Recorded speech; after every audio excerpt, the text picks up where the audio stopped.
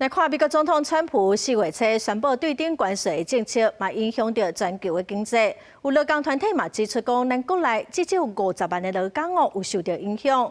劳团嘛不满政府只找企业要来沟通关税政策，所以跨产业5大工会产能超过60个工会，来组成台湾劳工因应关税冲击的行动联盟，要来拒绝欧洲的协商。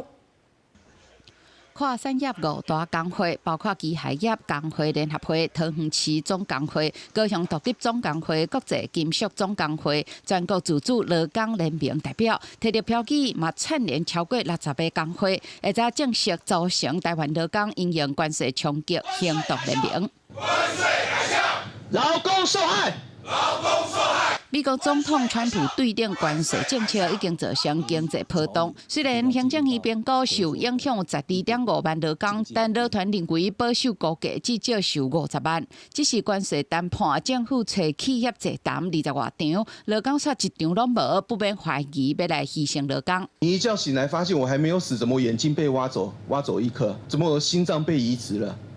现在我们就是这样，所以我们的政府现在。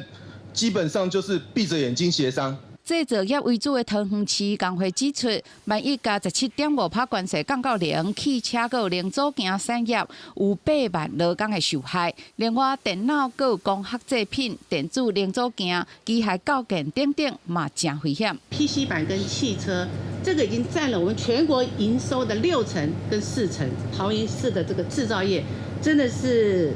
非常的严重的一个影响。机械零件、枪件嘛是关税海啸第一排。工会联合会指出，那台湾大牛步产业条死路一条。如果政府一味的对美国屈辱忍让，没有顾及我们的后路以及我们的活路，那我们只有积极的抗争，采取更激烈的动作。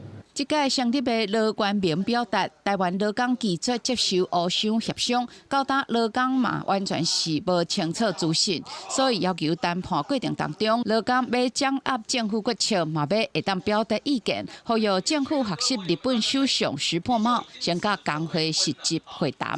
公司新闻林节目配合做台报报道。